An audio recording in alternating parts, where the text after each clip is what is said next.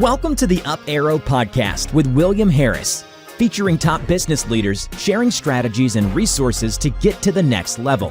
Now, let's get started with the show.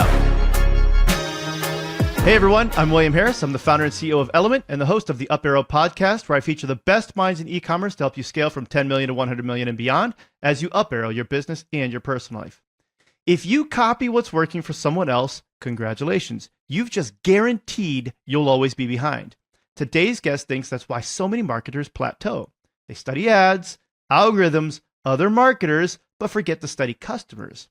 Cherene the Hair Aubert, the brilliant growth marketer behind Bobby and ILIA Beauty, has scaled brands past 9 figures, managed hundreds of millions in media spend, and has seen where just scale it can destroy years of trust. We're talking originality, premium brands, influencer myths, full funnel thinking, and why the algorithm is training everyone to be the same. Cherene, welcome to the Up Arrow Podcast. Wow, I'm so honored to be here. That was such an amazing introduction. I think I need to change my Twitter name immediately after this to Cherene the Hair Aubert. That is brilliant. To be fair, you are very good about changing your X name all the time. It's always something different, and I really appreciate that about you. Yeah, this whole time you're going to say X and I'm going to say Twitter, and we're going to see who can break each other down the fastest. I'm trying so hard to adopt it, but it doesn't come naturally. I still want to call it Twitter. So. I'm trying so hard not to adopt it. That's so good. I love it. All right. I do have one quick announcement, then I want to get right into the good stuff, and we'll the whole hair thing will make sense in a little bit. This episode is brought to you by Element. Element is an award-winning advertising agency optimizing e-commerce campaigns around profit. In fact, we've helped 13 of our customers get acquired, with the largest one selling for nearly $800 million and one that IPO'd. You can learn more on our website at element.com, which is spelled ELUMYNT.com. Okay, again, before we get into growth, we need to address the most important thing that I follow you on X, and I've noticed a lot of people say you have the best hair in D2C. I think even Harley Finkelstein said that. Am I right? He did try to say that he was number one, but I think we all know the truth. He has some pretty incredible hair, but yeah, it's true. You're here with the best hair in e-com, the queen of D2C, Cherene Aubert. We're here to bring it down. You said you interview the most brilliant minds in e-com. It's so true. I'm here. I love it. So obviously the hair increases confidence then too, which I think is really good. So, okay, how did you come to be known as the person with the best hair in D2C? Like, how does this happen? Well, I feel like Rabba, he was at Vermont. He was at Triple Whale. He made that comment, and then I was like, I'm just going to take that and run with it. And that's just, so I've kind of crowned myself a little bit, but nobody disagrees, you know? No, I mean, it's great hair. It's hair that people are jealous of, you know? I'm jealous of it myself. That's good. All right. So I do want to get into some of the good stuff here. Specifically, you told me that there aren't that many good marketers, because marketers are always looking at other marketers too closely. Why is that such a dangerous feedback loop? Yeah, it's almost like the slop. Like, okay, we're in the era of slop, and you know, I think it's the same as just relying on sometimes you can put stuff into AI and try to get something out, and it's like good enough. It's like almost good enough. And then you know, I've done this many times, and you could say that like it's my fault for not being a good enough prompter, right? I'll give the AI as much context as it wants, as it needs. It will output something, but there's just something that's just like a little bit off, and it requires a little bit of like human finesse, right? It's just like, kind of like a commentary on the times, where the input in is based on what's already been done. And using AI as just like an example, or prompting as an example. If the input in is stuff that's already been done, then how are you actually doing something that breaks through the noise and creates attention? And I feel like marketers, AI aside, tools aside, they're kind of in the same feedback loop, where they're just ingesting what everyone else has done to date. They're looking at everyone else's ads libraries. They're like, that ad has been live in the ad account for a year, so I'm just going to go rip that ad. There's whole startups that are based on this principle. But yeah, I mean, I think that's where we're going wrong is like the algorithm and the way that people consume content, it fatigues so quickly. And so the marketers who can actually break out of that trap are the ones who are cutting through. I literally sat in on a pitch of somebody that was pitching creative to one of our clients, and that was their whole pitch was basically, we just look at what's really doing well for other people and we steal it, basically almost as verbatim as possible. We don't re-engineer anything. We try to get it as close to that exact other example as we possibly can. And I'm like, I get it. And like in the short term, it is effective. Like, and I think that's why it's so palatable to people, is because you will get some immediate results. Typically, it's better than whatever you're currently doing, right? But long term, this is where it becomes a problem, is that you end up not being the brand that you need to be. Yeah, and even Meta is like telling us, they're like, you dummies, we want creative diversity. Like, don't you know what that means? And we're like, oh yeah, instead of changing the color from blue to red, I'm just going to go copy my competitors' ads. And it's like, well, why is Meta begging us to provide creative diversity?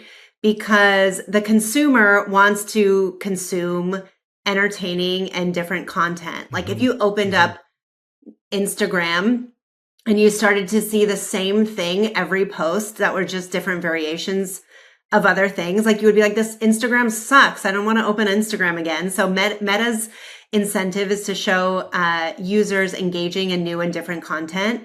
And then Meta's begging advertisers to do the same. And advertisers are like, oh yeah, cool. Let me just swipe my competitors' ads. And it does, like you said, it does work. And the kind of like trend cycle on social is just moving faster than ever as people consume more and more content. And so that's where I think, you introduced it so well, is like, it's not really about what your competitors are doing. It's about what your customers want, what's unique about your products, and your positioning in the market. So it's kind of like a trifecta: the customer, what they care about, your products, how they're new, better, and different, and then your brand, what that brand is positioned in the market to do. And that's kind of like the holy trinity of making good ads. I feel like I'm starting to cook here now too. Isn't that like peppers, onions, and there's like something else? Carrots, I think, is like that. It's the holy trinity in cooking in like Louisiana. So, okay, I have entire friendships with people. You brought up Instagram. I have entire friendships where like I have their phone number. I see them in person, but 90% of our conversation just takes place DMing each other memes that we think are very funny, right? But to your point, a lot of times you're like, this is like the copy of the copy of the copy, and it's just not that funny anymore. It reminds me of, there was a movie. Let's see if you remember this movie. I think it was Michael Keaton, of Multiplicity, where like he clones himself, and then one of his clones himself, because he's like, well, I don't want to do all the work either. And so like the clone is so dumb, and he's like, hey, Steve, and he's like, I don't remember what his name is. He's like, my name's Dan, like you're my copy. Like, why did you think my name's... Anyways, it's really dumb, and it gets bad. So I feel like that's where we're getting, for a lot of marketers, we're getting copies of copies of copies. If we want to do the opposite, you talked about your holy trinity and where this is going, but it's like, if you were going to strip this back to like the bare bones, take me deeper to those three things that you think are the most important foundations for customers. Like how do we use those better to attract the right customers? Yeah. Starting with the customer, and I was at a brand called Bobby. It was an infant formula brand, disrupting a duopoly, which is like a crazy thing to do. And they're the first brand that was a formula brand that was started by actual moms who experienced the problem and knew emotionally what it was like to be a consumer of this product that nobody actually wants to buy. And so they spent a lot of time like digging into the emotion and the psychology around making the purchasing decision. And the founders came from tech, which is like totally different mindset than e-com people have. And in tech, you do a lot of user research and you do a lot of like consumer studies, customer interviews. So there are these amazing, brilliant tech founders that are running an e-com brand. And they're like, we know what we're going to do. We're going to have weekly focus groups with our customers. And like we're going to grab a group of customers. We're going to talk to them about the product, the packaging, their experiences, how they feel. And I was like, my mind was blown, because I'm like, I've been in e-com for now almost 2 decades, I've never seen any ecom founders doing this. And that like penetrated the whole company. That was like the DNA of the whole company, was this like customer obsession. And like, customer obsession is like a very tech principle, like Amazon and all, Apple, all these companies, the brilliant founders talk about it. But when you actually like integrate that practice into your company and everybody's living and breathing, like, what does the customer, what would they actually think about this? How do they feel in this moment? We were able to create like amazing experiences that turned into like viral moments for the brand. For example, when you cancel your subscription, every brand is like just diving and saving, trying to stop you from canceling your subscription. In baby formula, it's like, well, you have to cancel your subscription because your baby no longer needs formula after a year.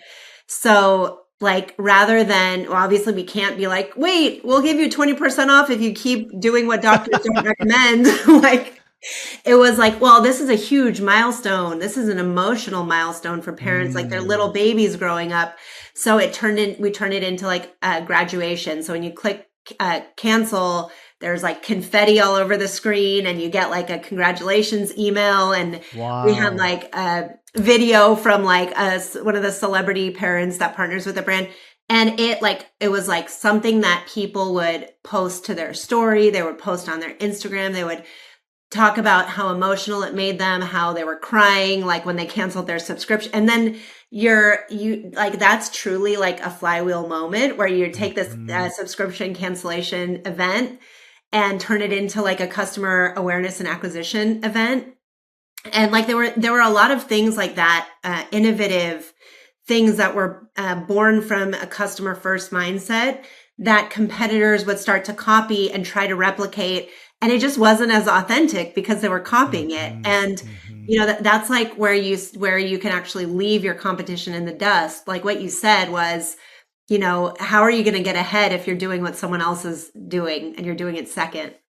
Well, I think we do that all the time, right? We do try to copy, but like you said, it's different than doing it first, because the reason somebody's copying you is because they just think that this works to convert. And so the whole reason, the mindset behind what they're doing is the wrong mindset. It's not customer centric now. And so they're going to get left behind by the next iteration that you have that's more customer centric. So let me go to this idea of, you're talking about doing, these not focus groups or whatever, but it's like, I think in e-commerce, we're not used to being in person with people as much. Like, how do you set up a focus group that's actually going to be helpful and not distracting or inefficient? Yeah. And it's like, maybe even before that, let's start with the best focus group that most people have access to, which is their ad account, right? Or like even their email list or their post-purchase survey. I'm working with a brand right now that's like their e-com is pretty early stage. They're a retail first brand. They have great in-store penetration, and we're just starting to grow their e-commerce business. And they have like very effective products at a low price point. And from the company's perspective, the affordability is like the thing to hang our hat on. And the ad account like will give you a lot of insight about your own customers. And you're like, okay, these are my hypotheses about my customers and about my positioning and my products. Hypothesis 1 is that affordability will sell the products. Hypothesis 2 is that the efficacy of the product will sell the product. So let's put those into the ad account and get the feedback from conversion data. And like, that's, I think, one of the fastest ways to learn. But it was really interesting because we learned that, actually hanging our hat on price doesn't do much for bringing in new customers. They want to the site itself will do the work. When they get to the site, they understand the value props. They understand what is good value for money. And then they get to the site and they convert. And I think I'm going on a little bit of a tangent, but I think it's important to talk about what brands don't realize is that every customer has a different definition of quality. And so let's say you are surveying your customers or you're doing a focus group and you're asking them, what is this product quality, or like, what does quality mean to you? Everyone's going to have a different definition, but I will give you the standard definition of quality right now. It's a good value for the money. And that is different for every single person. So I think you need to figure out, my product is quality. But someone who, is household income of a million plus a year is probably going to have a different definition of good value for money than someone who makes 50,000 a year. So let's define what is good value for money in the lens of our customer, and then communicate that clearly to them. But that was I never thought about that. I never thought about quality being a continuum, right? That it's like something either is or isn't. But to your point, if you look at it based on the value, then some people would think of it as quality, whereas others might not. Totally. It's like if you, this is a terrible example. If you need a chair to sit on, like someone who, has $1,000 in their bank account, a quality chair is like one that's affordable that they can sit on. And, someone who has $1 billion in their bank account, a quality chair is handcrafted Italy, Italian leather, I don't know what, So I think that's exactly, defining where your customers are on that continuum and where your brand is, and kind of like being able to communicate that clearly. I'm reading a book by Morgan Housel. I read his first, I don't know if it was first. The first one I read was the Psychology of Money, which is very good. I'm now reading his one. What is it? The Art of Spending Money, I think. And he talks about this example of this guy who basically, I think he bought like a $28,000 chair. And you're like, this is just madness, right? But it's like, well, because of the house that he had, it required that type of furniture in that house for it to feel like it was the right furniture. And so it actually became like shackles for him. He felt like he was in this lifestyle, and these are the chairs that his friends are buying, so he has to buy this chair. And to your point, sometimes quality maybe has nothing to do with the quality as much as it has to do with the psychology behind what it is too. 100%. That's so true. Yeah. And then I think, kind of going back to what you were saying about, like, let's say a brand wanted to get into this customer first mindset and they wanted to conduct a focus group. Like, what would they actually ask? That is like, you could pay researchers. Brands that have historically paid researchers a ton of money to come up with that line of questioning. But I think, we have all these tools at our disposal to help us craft like the perfect and the right focus group. But I think I draw on everyone says they didn't learn anything in college. I draw on an experience I had in college, which was actually like very valuable. I was in business for my undergrad, and we had it was an entrepreneurship class, and the teacher harped on customer research. If you're starting a business, interview customers. And the interview style was what I took away from that, which was like, you ask a question, you don't just move on to the next question. You ask a question and you listen for something interesting in their answer. And then you have a curiosity and you go deeper into what they said. And then each time you ask a question, maybe you're starting broad, and then you're going deeper and deeper and deeper and deeper. So I genuinely believe that business owners or operators should talk to customers and have an interview style that is dynamic and allows them to dig deep into the like core of that person's deep desires that wouldn't come from like a scripted, discussion. Yeah. It reminds me of the 5 whys. Are you familiar with that? Yeah. 5 whys. Yeah. Right. Where it's like, you ask a question, but then, okay, but why is that? Okay, but why is that? Okay, but why is that? And it's like, usually after enough of those, you start getting into the actual root of it. And to your point, if you don't have that curiosity, you're going to ask a question, you're going to take the superficial answer, you're going to miss the deeper root of why somebody actually wants it. And you're not going to come up with those good ideas that says, hey, we're going to turn this cancellation into a celebration instead of a cancellation. Totally. And that's where I think like, like if we even use like AI UGC ads as an example, and we, if I look at my experience at ILIA, it's a beauty brand, right? Mm-hmm. And you have these people who are like, oh my gosh, my hot AI baddie is just going to like sell so many products to women. right? Like, but they don't understand that the women are not like interested in buying something just because the other woman's hot. Like it's like, Mhm. what is the actual reason that someone would want to buy lipstick? It's because it's fun and they're colorful and there are different ways that they can express their moods, or, there's like all these dynamic reasons that a person might purchase something. And I think like as we get into this next phase of AI creatives, I think there's going to be like a lot of really quick wins and people are going to see like very fast growth. But it's like, can you actually build roots into a business? And I think going back to Bobby, like disrupting a duopoly, the roots of that business were not, we're going to sell you an infant formula that's better than the other infant formulas on the market. What they were selling was, we're going to give you permission to feel like you're a good parent because you are a good parent and you have made the choice that you had to make to feed your child. And this is an essential good for children whose parents can't feed them in other ways. And so like we're like, it just changes what you're selling. You're not no longer selling a product. You're selling like, like an aspiration or a feeling. And that's where I think that's the distinction between brands that have like quick short-term growth versus brands that can create long-term growth and sustainable growth and legacy. I love that. I want to talk a little bit about some of the full funnel stuff because you and I were having a good conversation about this. I feel like a lot of brands that I chat with argue channel versus channel, and they're talking D2C versus retail or Amazon versus own channels. What questions should they be asking instead, though? Yes, I see brands as they get more mature. It's tough because you have siloed teams and people who are beholden to P&Ls that are separate and budgets that are separate.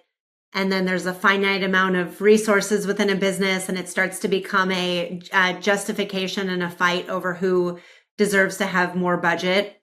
And I think that's where brands kind of lose their way. And yeah, where I think, omnichannel brands are getting closer to solving this through incrementality testing and bringing all data into one source and actually being able to measure lift on advertising. That's one way.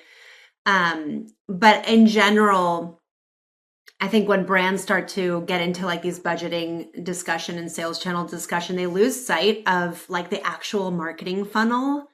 Like, yeah, like, it's not about it is about where the money's going, but it's more than that. It's more than where the money's going. It's about the content that you're creating at each stage of the funnel. Even if you're a single channel brand. Yeah. Like you have to build content for different stages, and that should inform your media plan then. Yeah. So what does a true full funnel, let's say, creative strategy, what does that actually look like?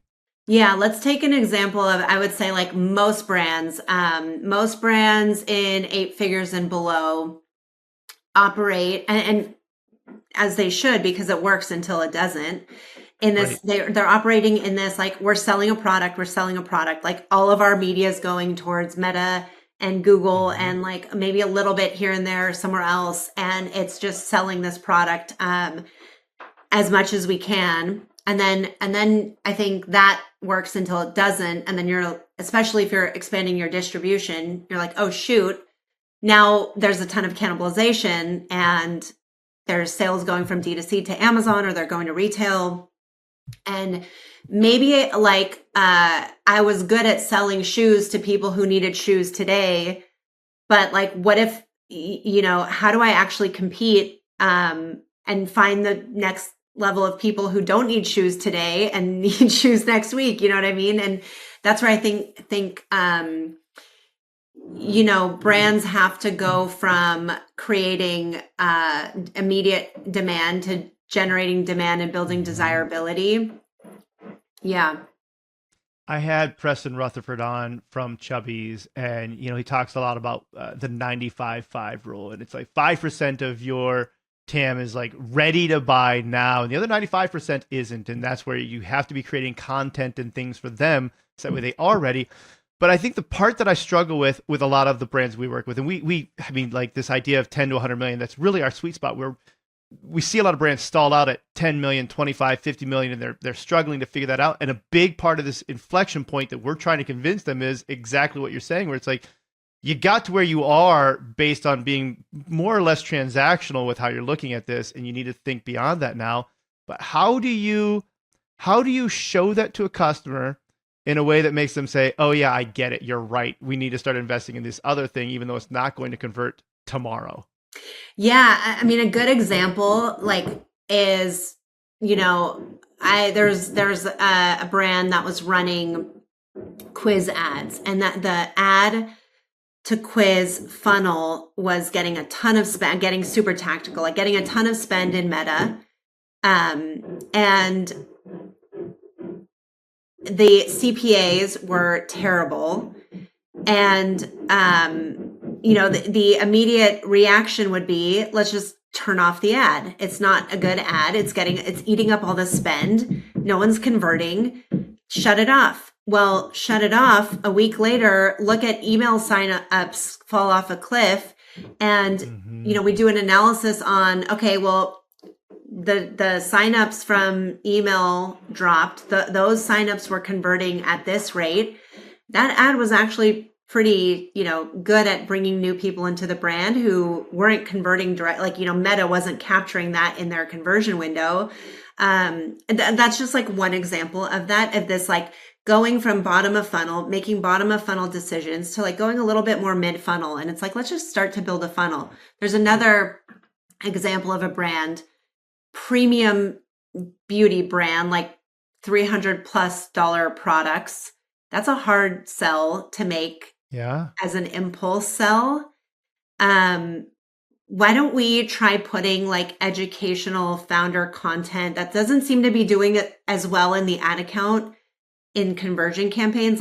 Why don't we just try running video view campaigns, for example? Let's bring some new to brand people into the funnel and see what happens. Lo and behold, CAC starts going down and you're bringing new people into the brand. So I think there's a lot of high-low examples of doing this in small ways. And I think the bigger scale, bigger brands is actually taking money and putting them into putting it into different channels, into channels that may not pay back in that same month. For some brands, that's TV. For some brands, that's investing in educational content. A lot of brands are building their category that, they're the top in their category, and they have to continue to invest in education to keep growing their category. So there's lots of examples of moving upper funnel. I think you're spot on with that. And I would say that we have seen that be one of the biggest contributing factors is when it's time, TV ends up being a much bigger impact for them, to your point, other channels that maybe aren't immediate, and getting into that educational content, helping people understand what are the products actually solving beyond the obvious, and then how do they work together too, right? And so it's okay, so you've got people to understand maybe one product, but then there's 4 or 5 other products. How do you get them to start to see how these products work together? Creating content around that actually ends up, boosting up the LTV in a way that makes it now a lot more of a growth engine for them too. Yeah. And every brand is so dynamic and so different. So it's really hard to apply, going back to the original premise, it's so hard to apply playbooks from one to another. But in some brands, I recommend for example, TikTok is not driving observable direct response lift. Our conversion rates from traffic from TikTok are really low. When we do an incrementality study, we can see lift, but the lift's not as good as Meta. If you stop there, you're okay, well then let's just not spend as much on TikTok. And a lot of brands get into this trap where they're we're just not going to spend on TikTok. And I encourage brands that can afford to invest in brand media or upper funnel media to just, can we just treat TikTok as brand marketing and put it in a different P&L and measure it differently? Don't measure it against our CAC for the brands that can.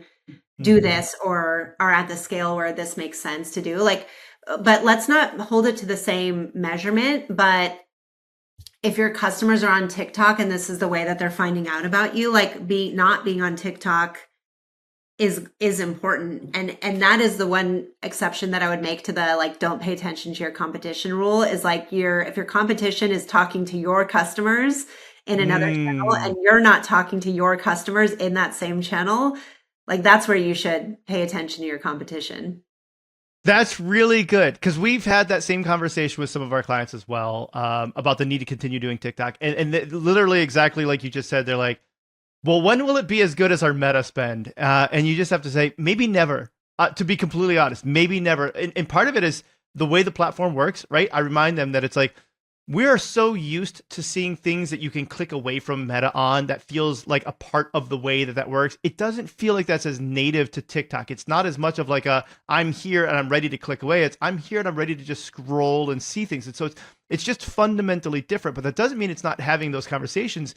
And to your point, maybe I like the way you're talking about customers. I like talking about like, let's just say relationships, right? Like marriage and whatever. And it's like, hey, somebody's over here chatting with your boo.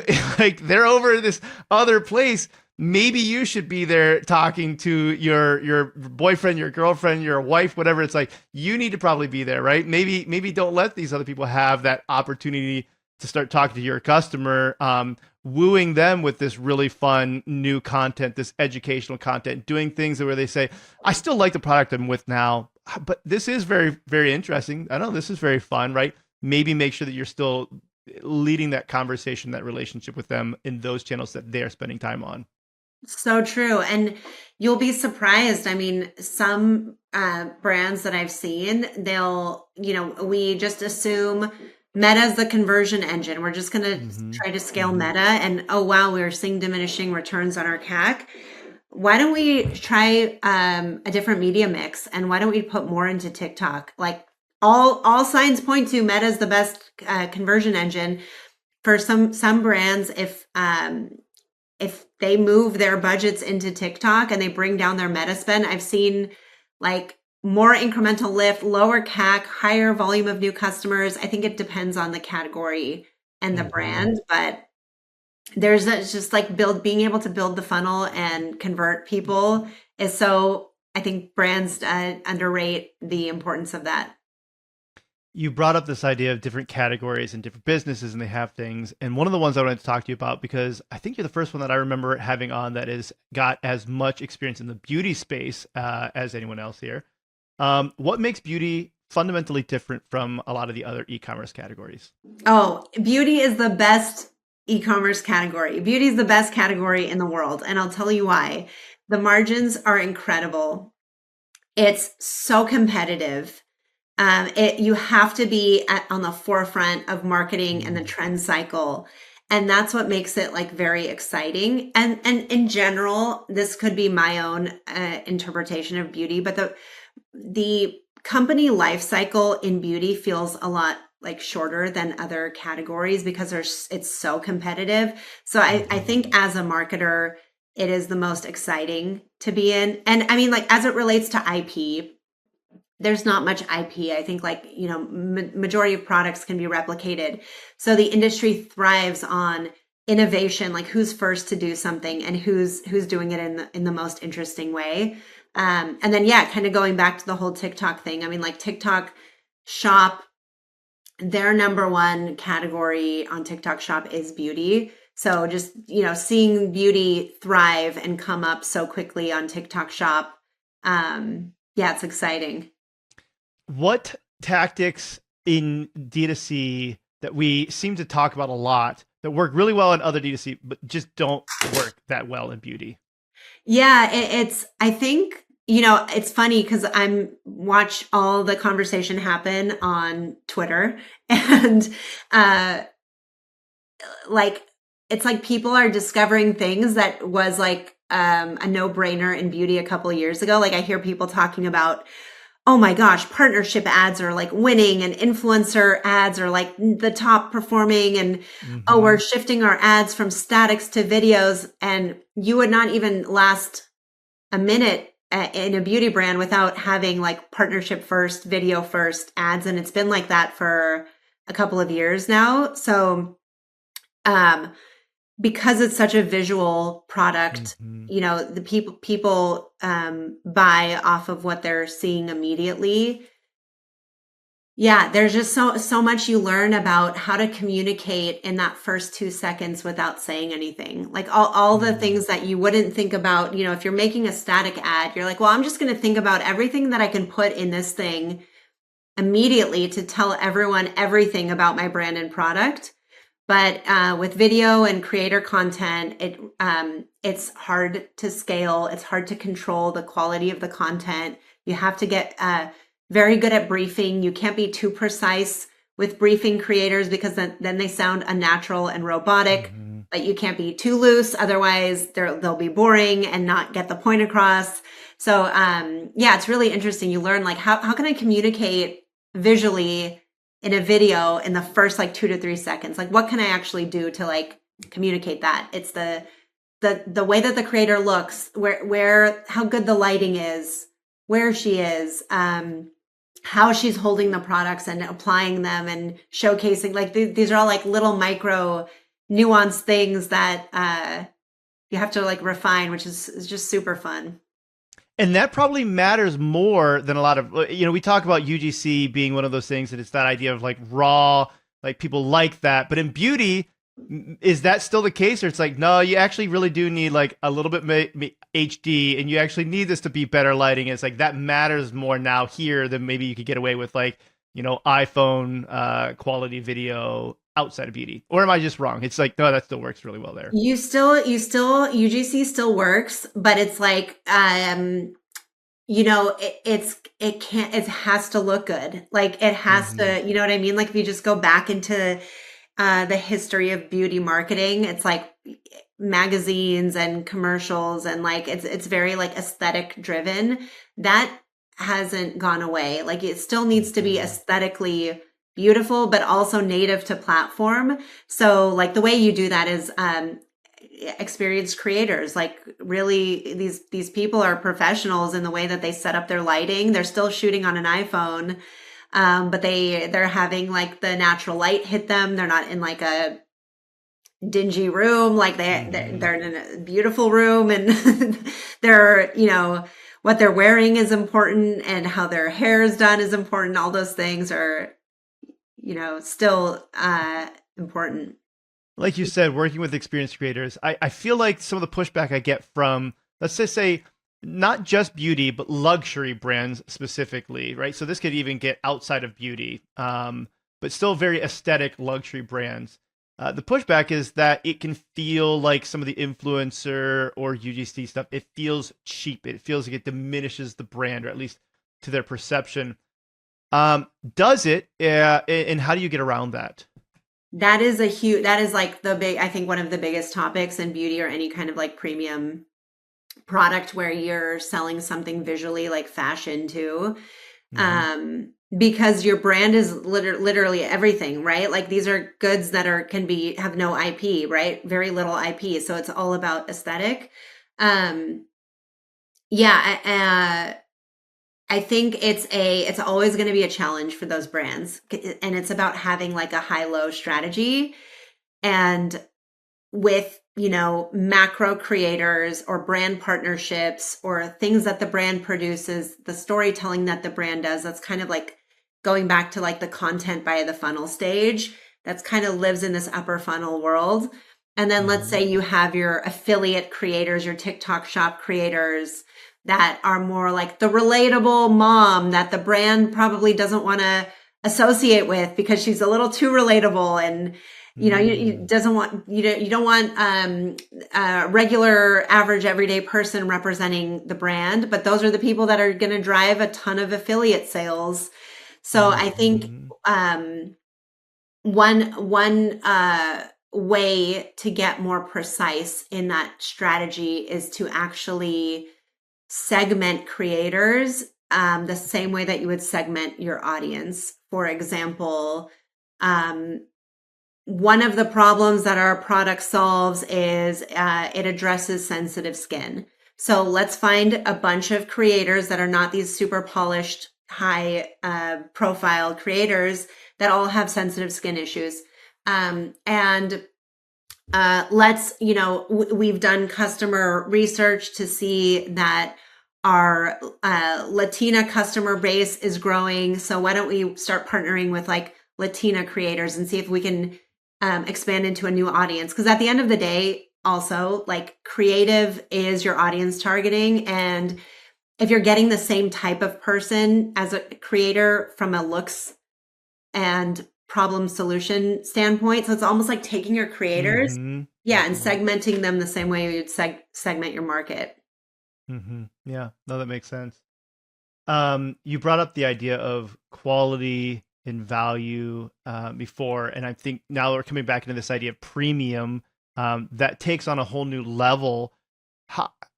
Why is it so much harder to advertise or show quality, value over price? And how do we show that in an ad? Yes. First, it starts with the motivation. Like you have to convince yourself as a brand operator or as a marketer that you want to show someone something other than like a price-based incentive or offer. Why would I? Well, you're just talking to the same people over and over again. Like if you're like 50% off your first order ad is your top ad in your ad account, like, yeah, all day that's going to be your top ad, but you're talking to people that are the people that are going to be resonating with that ad are already know about you. So it's like, okay, what is your incentive? If your incentive is to drive incremental new to brand customers, then you actually have to inform new people that you exist and get them interested in what you're saying.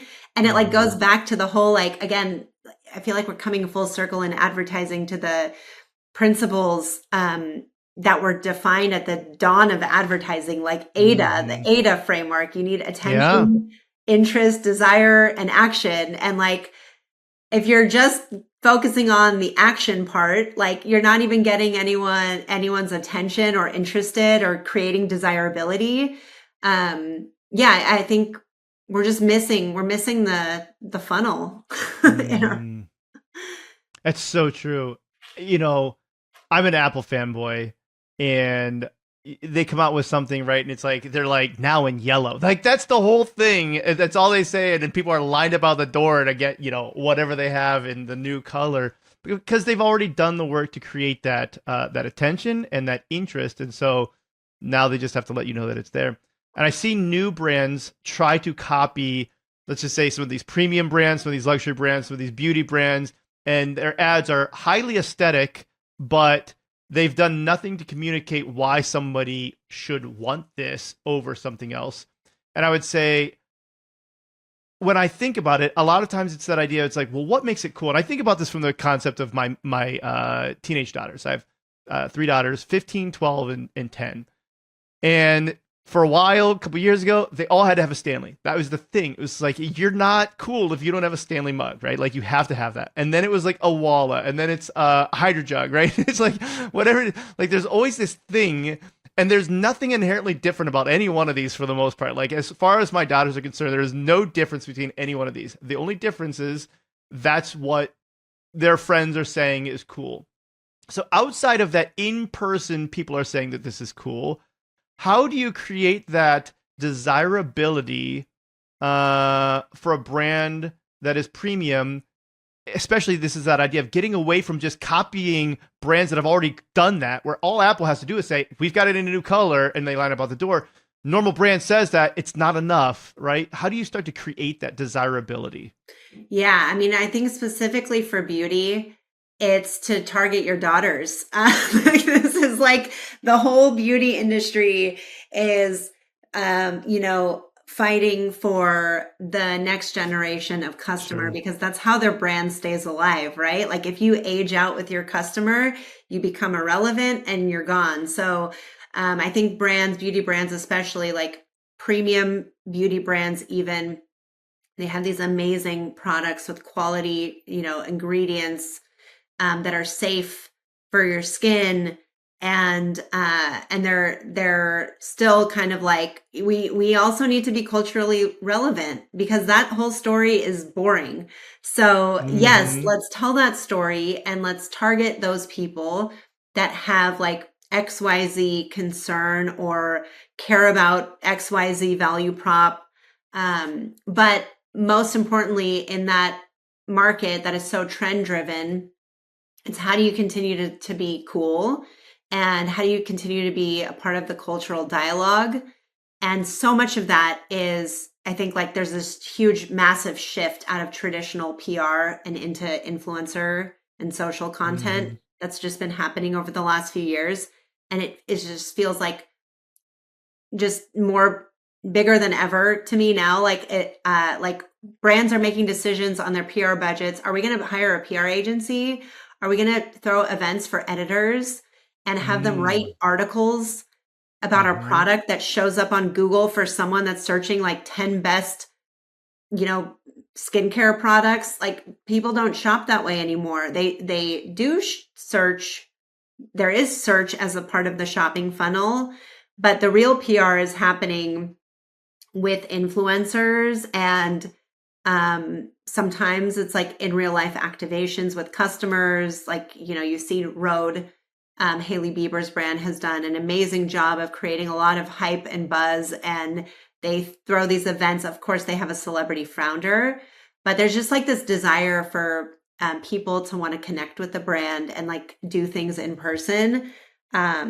You see there's other beauty brands like The Ordinary. They're totally like kind of unbranded, very affordable, highly efficacious skincare, and their whole brand positioning is like, we don't pay influencers because we want to pass on like the cost savings to you, but they're still doing these like amazing activations that kind of like break Mm-hmm. the algorithm, and cut through, and people want to share it and like it.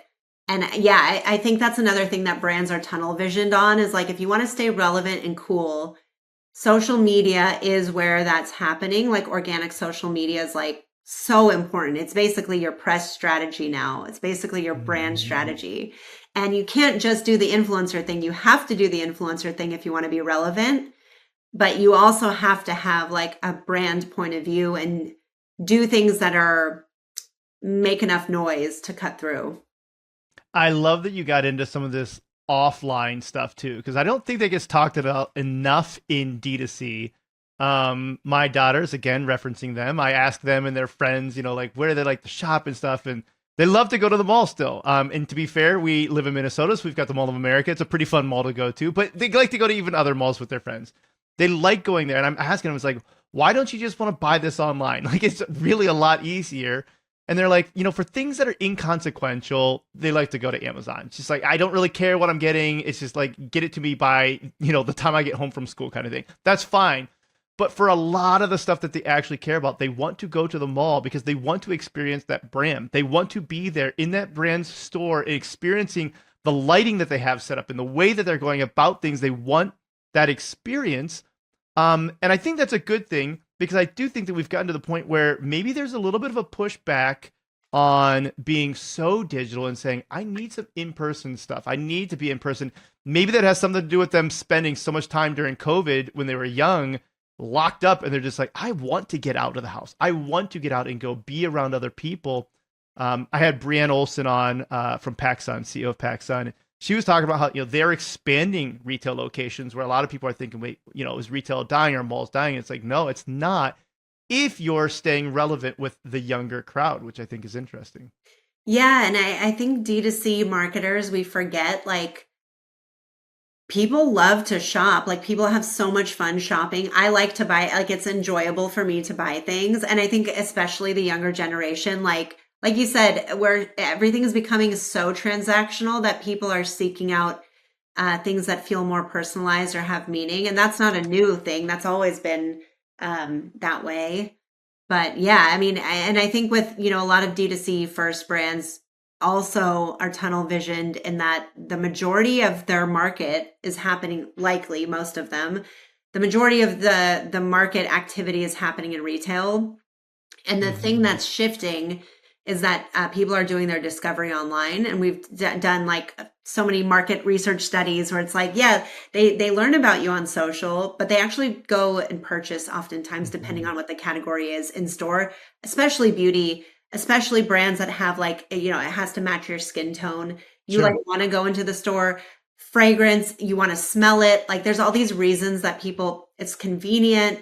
So it's an interesting time. And I think one of the things that's scary is like how algorithmic shopping has made it so that people don't actually have a connection with the brands that they're buying. Like if you were to ask me like, what brand are you loyal to? What brand do you love? I'm like, literally none. I don't care about any of them because they're there to serve a purpose in my life. And I just want to buy them to meet an immediate need or a longer term need. And then I don't care. And that's a problem for brands that they don't realize it. And they're kind of like, we're going into this like discussion about, oh, everything's going to be a product feed and AI is just going to do all the shopping and no one's going to shop. And, like the tech bros are going to create the reality that they want to create, which is like, if that's the reality that the tech bros want to create, they will create it. But I think we just need to remember that consumers really like to shop and they want to have experiences with things that are fun. And like everything's kind of going in this automation, algorithmic, transactional direction. Like there's people are still people and will still want to have good experiences with brands. And so the ones that can actually like meet that need will probably have outsized gains, longer term gains.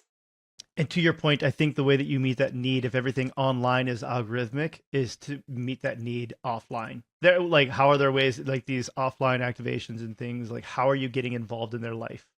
Totally. And I think there's this like new chatter around like high luxury is, people not exposing their kids to social media, people going out and doing things in real life. Like the peons of the world are going to be the ones that are like glued to their phones, doom scrolling. And it's going to be like a new symbol of luxury to go and have a real life outside of the screen.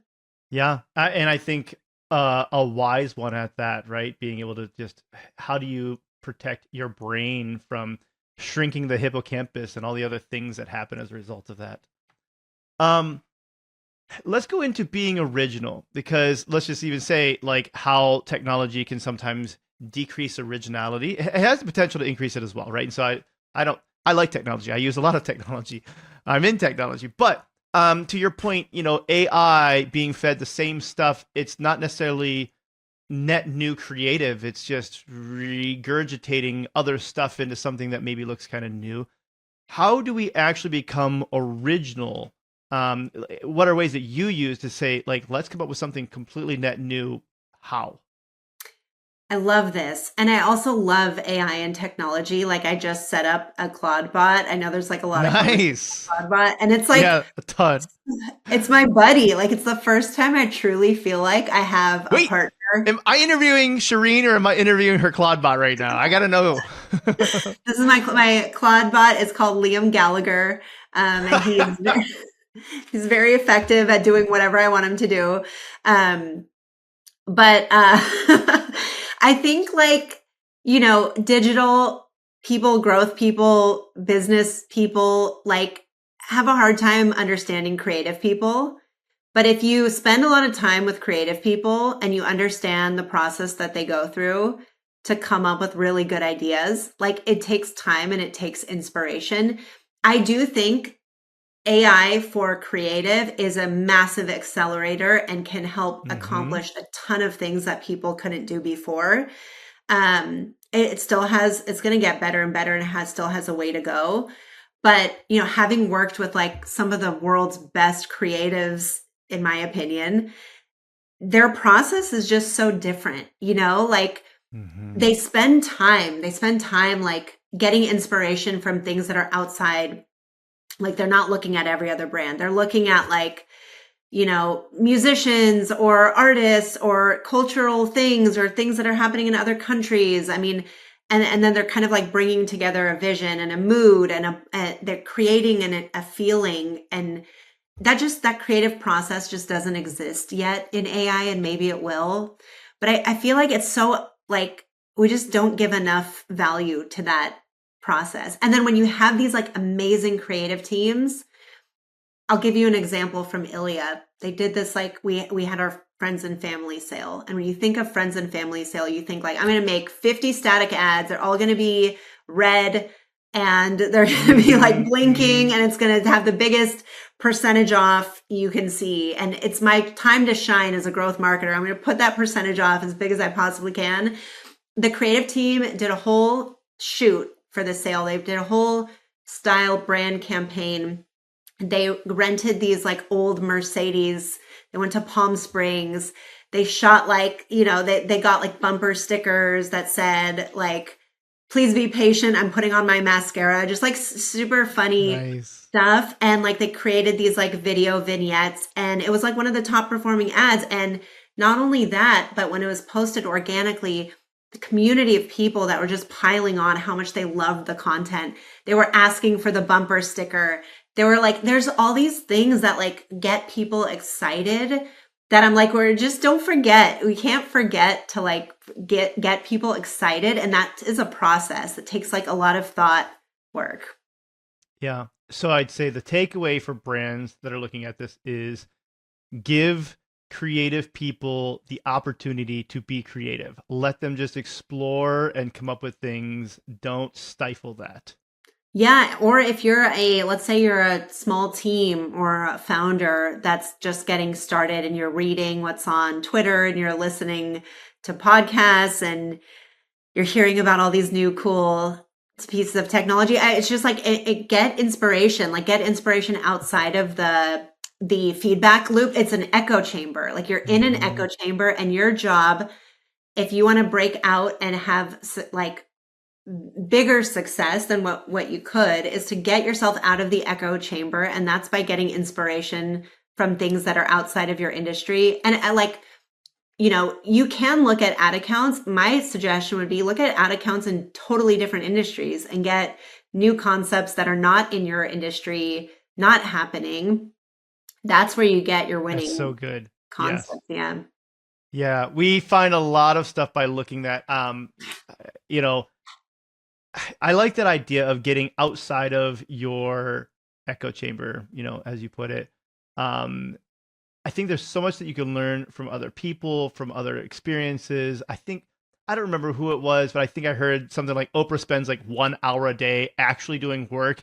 Like the rest of the time during the day, she's like, well, I'm reading this book because, to get inspiration about this completely unrelated thing. And I'm doing this activity, and I'm, meeting these people, and it's like doing these things. And it's like, and that's what brings it all together. So when she goes on the show, it's like, she's got all of this stuff coming from all these different directions that allows her to be interesting and intriguing to every single person she's talking to.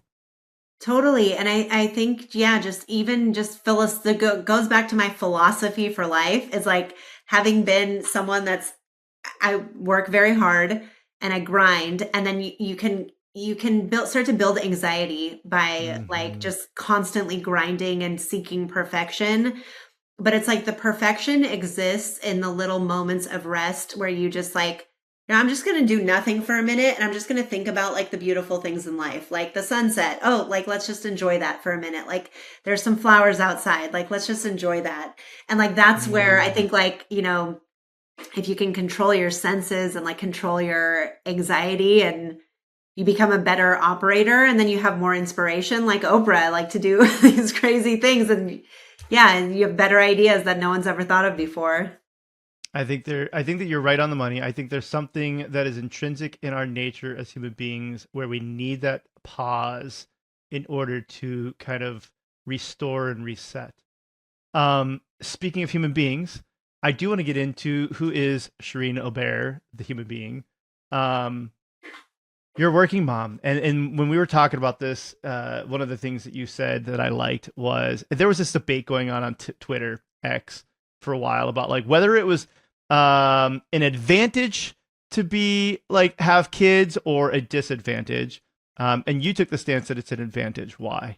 Yes, it's a total like force multiplier to, it's like your primal instincts take over and your adrenaline takes over. And you're like, oh my gosh, there's this like tribe now that we have to protect and take care of. And however good I was before, I like, I had all the time in the world. I'm way better now because I can do this with no sleep. I can do this with like 50 other things going on. Like my walls are broken because my kids are like throwing things and I have to take care of that. And like your capacity for what you can handle just like expands exponentially beyond what you thought it could be before, with very little energy. Like you have the energy comes out of you from a place that you didn't know that it existed because you have no other choice, literally. And I do think it makes you better. I think it makes you like succeed. I'm team parent. I've got 3 kids. I completely agree with you on that. I know it's a controversial take. Like there's good reasons from smart people on both sides of this, but I do feel like I am significantly more effective in everything I do because of having kids in my life. There was, my wife put me in touch with somebody to hire at my company. Man, it's got to be like 3 years ago or so now, who was a mom. And she was a mom who had decided to take some time off when she had kids. And I want to say it was 15 years since the last time that she had a job. And you could tell she was a little bit like, I don't know, am I able to do this or whatever kind of thing. And it was like, I know from watching my wife even, right, that it's like, I have seen the way that you can handle like doctor's appointments and then you're doing this and you're getting this here and you're doing this here. And it's like, you are one of the most organized, effective people that probably exists on the planet. Like the mom piece is incredible. The dad piece is incredible. It's like to be able to like, you're also able to, as a parent, you're able to manage irrational human emotions from, let's just say, from the kids, as well as potentially from your partner who is also sleep deprived. And so it's like all of these things go together and it's like, you are now like able to handle pressure and irrational emotions and stay on top of tasks and set schedules because somebody's going to get cranky if you're not on schedule with whatever kind of thing. And so all of these things fit together. And I do see that it's like, man, the people who I hire that are parents, like there is some grit. There is something in them that you maybe haven't developed until you are in that position. Totally. The problems that you thought were big, like suddenly become like, I'm like, that's a joke. That's a joke of a problem. And I think a lot of the debate, or was it even a debate? I think it was more speculation from people who didn't have kids. And you just don't, it's like a completely different world that you enter and you're like, oh shoot, this is like serious. I got to step up. Put the big girl pants on, the big boy pants on. You're like, yeah, it is different. You also told me though, that you take time off and out of the day to make sure that you're at, school events and meetings and things like that. You're your own boss now, which helps. How did you get away with that when you weren't your own boss? That's such a good question. I just always treated it like that was my priority. So I was like, if I could get time off for going to the doctor, then I could get time off for going to be the mystery reader at my kid's school or to volunteer at the library. And I'm just like, you're going to be fine. Everyone's going to be fine. We're selling lipstick. Like no one's going to be hurt, or everyone's going to be fine. We're selling baby formula, whatever, insert product. We're just selling stuff. Like everyone's okay. So I'm like, I'm never going to get these years back. You're never going to get them back. Who cares? Miss that meeting, reschedule it. It's not even worth. And it's funny. I talk to my husband about that a lot, and like something will come up spur of the moment. And I'm like, it doesn't matter. Like they're not going to fire you. You're still able to do your job. Your kids are always going to remember that you were there when they had these events, or they're always going to remember that you weren't there if all the other kids' parents showed up. So it's like, not even, who cares, Yeah. It's hard. I would say, because in my own experience, I'm firstborn, and let's just say I carry the typical firstborn traits of like this hyper responsibility. It's like I will not miss a day of school. I will not miss a day of work. Right? Like it's like this is my responsibility.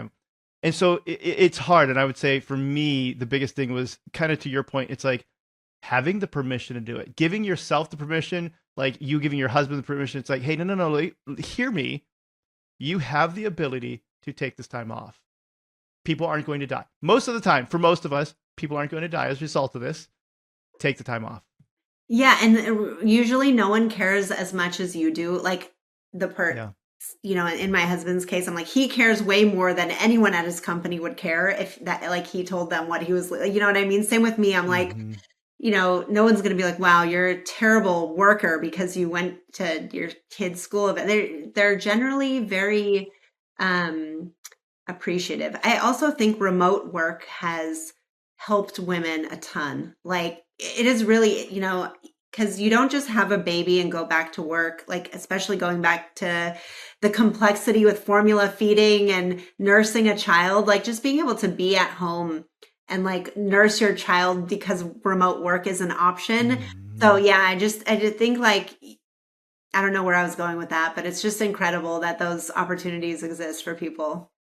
Yeah. And I think it's good when businesses recognize that. We try to recognize that with our team as well, being a big part of, there's not really any question. It's like, if you need to do something for your family, you take care of it, right? And we just send a message, make sure everything is handled, and you're not dropping the ball on something, but like, hey, I got to go take care of this. I got to go do this. And we've tried to create a culture of that being the norm here. And I think that that's important for people to see that from leadership. I want to talk a little bit about art and media and stuff like that with you, because you were telling me that you've been revisiting a lot of David Lynch stuff. Why do you think audiences still crave that complexity? This is such a great topic. Yeah, I really enjoy David Lynch stuff. I really enjoy watching movies and TV shows and like appreciating the art, the cinematography and the acting and all these things.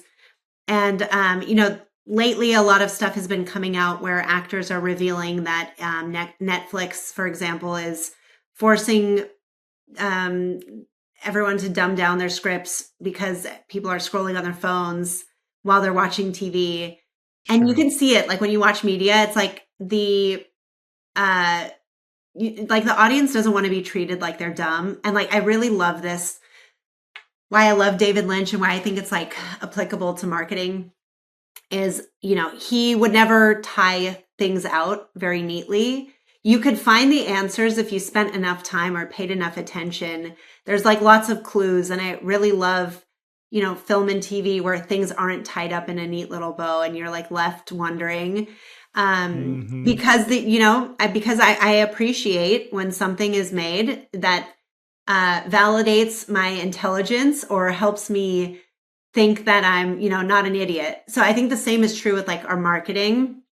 Yes, there's definitely a point and a time to be clear and have clarity in your messaging.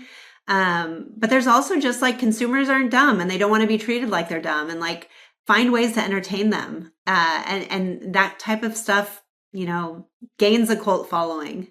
We do talk a lot about how important clarity is. And to your point, it is very important. And a lot of times we overthink that clarity when we become too cute with it, right? But there is something about discovering things that makes us even more excited about it. It reminds me of, and I'm going to butcher who or where I heard this story first from, so I won't even try to give credit to it. But I think it was like the Betty Crocker cake mixers or something along those lines, where you just mix in some water and eggs and oil. It didn't start off that way. Apparently, it started off where it was just the cake and the water, and it was like you just mix those two things. And people more or less complained, saying, I don't feel like I'm actually making a cake. I haven't put any work into this. And so I feel deflated as a result. I don't feel successful. And so they're like, okay, great. We'll take a couple of ingredients out. Now you have to add water, eggs, and oil. Now do you feel like you have baked this cake? And it's like, it did, because we've given people the opportunity to be a part of this. They walk away, instead of feeling unaccomplished, they walk away with this emotional high of feeling accomplished, this dopamine hit even from making a cake, by removing ingredients and letting them be a part of the process. I've done a ton of testing on this with quiz funnels too. And we tested a short quiz versus a quiz with more questions, even if the questions don't change the output or the answer. And the conversion and the AOV lift on the quiz that had more questions was higher. for that same reason, is like, like you said, people want to feel like they're doing some work. They don't want it to be spoon fed all the time. Clarity and messaging, is incredibly important. Getting too cute is like not the move when it comes to marketing. But like if you are trying to create a content strategy, a more upper funnel content strategy, like that's the place to kind of like experiment or do things that are unusual. And you see this with luxury brands all the time, making these high production videos that kind of make no sense, but they get a lot of shares, and that's like how people are engaging. They're engaging with a piece of entertainment and media rather than like a piece of advertising. And I think so. It's like as brands are growing, beyond 8 figures, how do you not only have marketing that drives a transaction, but media that drives like entertainment and engagement? That's so good. I have to ask you now about early Cherene, going way, way back to your punk rock days. I think you said you were selling art at punk rock shows. Tell me a little bit more about this, and then how does that version of you show up today? Yeah, it's really funny. I mean, I was always like a math person. I went to school for math. I like double majored in business and math, but I was always also an artist. And I think that's like the marketing thing, like is truly like art and math. But I was very into punk and hardcore, and would go to shows and would do art, and was invited to like go across the country to show and sell my art at like festivals and make zines and make clothing. And yeah, it's like such a funny little now I'm a total sellout. Oh no. Okay, wait a minute. So like top group, like what was your favorite band that you were following at that time? I mean, when I was in high school, I loved the Sex Pistols. Like that was my favorite band. But throughout my life, I've had so many different musical genres that I've delved into and enjoyed, and like have had like goth music phases and hardcore music and just like I think the discovery, like you said, it's the discovery and experiencing new things. Have you made it to the polka phase yet? Because that's a very fun phase. I haven't made it to the polka phase. I think that might be next. There you go. There's always time. But you said you're a sellout. What does that mean? Like, who are you now then? I mean, gosh, I'm a DR goat, and I print M's with fat margins and lean teams. I love it. Yes. That's so good. Yeah. Still printing on demand, just a little different stuff, right? Okay. I didn't realize the math thing though. I love math. I didn't realize that you had a degree in math. What is your favorite number? Oh my gosh. Well, yeah, that's a good question. I guess my childhood favorite number was 4. But I don't know. They're all good. I like all the numbers. I literally, the spreadsheet speaks to me. I open a spreadsheet and the numbers just talk to me. And then Why 4? Why 4 though? I have no idea. No, I have no idea. Do you still like the number 4? I mean, I still like it. It's cool. What's your favorite number? Well, I mean, I'm so weird. I would say something like Euler's number or something. I'm like, ooh, I want to be, super smart. I like Euler's number. Like if you're going to go like 1 to 10, I'm usually going to go with like 3 or 7. I don't know why I like the odd numbers. That's why I'm like, 4. I feel like I don't hear that one as like the number as much. So I'm like, oh, they went even. I mean, I have no idea. I just know that when I was in elementary school, that was my favorite number. And there was like, I won a prize for using my favorite number. And I was like, sticking with that one. It's good. I love it. You'll appreciate this then. When I took my oldest daughter to kindergarten, first day of kindergarten, we're walking her in. She's a little nervous. And I'd already talked to her about this at the time. But I was like, all right, babe, hey, give me a high 4.9 repeating, right? Because for those of you who do not have a math degree, that is the same number as 5. They are one and the same. It is not approaching the limit of 5. 4.9 repeating and 5 are the same thing, just different ways of writing it. And so she gave me a high 4.9 repeating, and it's like, all right, I'm starting her off on a good foot. She's going to be a math nerd. And she does do really well in math, but she's not a math nerd. I love that. I love that so much. Yeah, cool. it's been so fun getting to learn about you and learn from you. Let's give one more. If a $25 million founder is listening right now, they can only fix one thing this year, what is it likely that they should be focused on?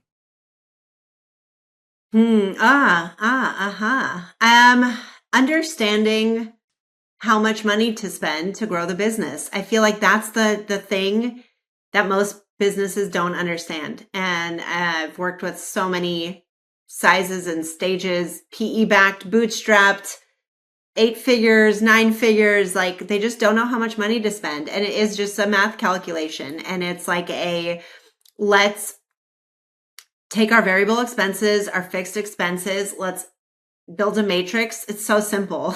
Just take all your expenses, categorize them, build a matrix, and understand how much you need to spend at what return to achieve the profitability that you want. And there's likely many scenarios, many different outcomes at different spend levels and different efficiency levels that get you to your profitability. And yeah, I just feel like not enough brands know or are doing that. That's wise, though. I mean, it's not as difficult as it needed to be, or so we make it out to be. And then you just multiply it by the square root of -1 and everything works out fine. You throw an imaginary number in there. Yeah. Cherene, again, I really enjoyed talking to you. If people want to work with you or follow you, what's the best way for them to do that? You can follow me on Twitter. What's Twitter? Twitter is this website that is a piece of garbage that you should follow me on. Okay. Cherene Aubert. If you want to follow my slop posting, it's great. I'm really funny on Twitter. If you want to, you really are very serious, tactical, professional wisdom, you can follow me on LinkedIn. Very good. Well, Cherene, thank you for your time today and sharing your wisdom with us.